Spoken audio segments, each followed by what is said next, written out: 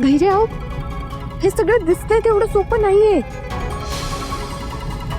मला कसली तरी वेगळीच शंका येते. सावी, पण आपण आपल्या डोळ्यांनी मामाच्या हातात गन बघितले ना.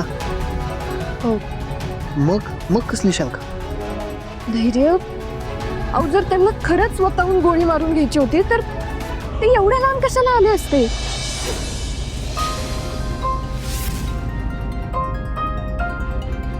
बघ सावी, सगळ्याच प्रश्नांची उत्तरं नसतात. असतात धैर्य.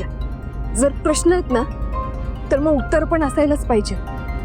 हे बघ, मामानं तसं का केलं, त्यावेळी नेमकं त्याच्या डोक्यात काय सुरू होतं हे ना तुला माहिती आहे ना मला माहिती आहे. आपण त्याला रागारागात घरातनं बाहेर पडताना बघितलं. त्यानंतर तो थेट इकडे फार्म हाऊसवर आला. हे आपण आपल्या डोळ्यांनी बघितलंय.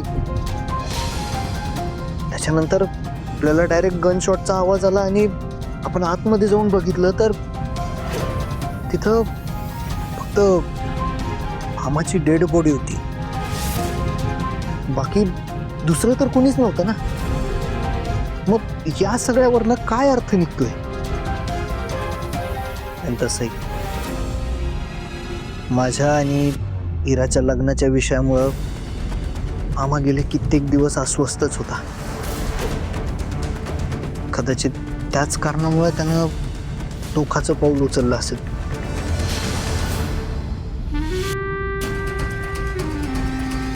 असो, आता पोलीस इन्व्हेस्टिगेशन तर सुरूच झालंय. आता हे खरंच सुसाईड आहे की वेगळं काही हे ते शोधून काढतीलच. तर आपल्या हातात काही नाही.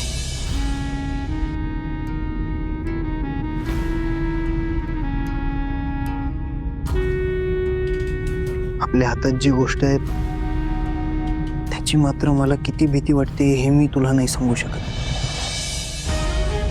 हे सगळं मलाच आईला सांगायचं आणि मला नाही माहिती मी हे कसं करणार. ती कशी रिॲक्ट होईल, काय वागेल, मला काही कळत नाही.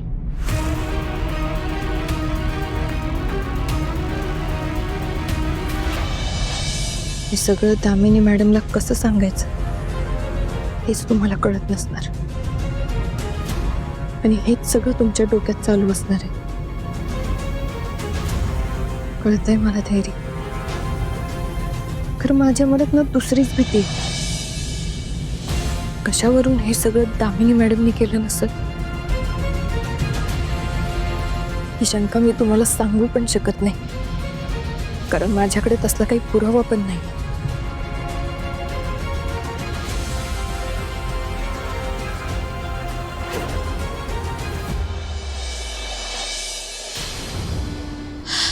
धैर्य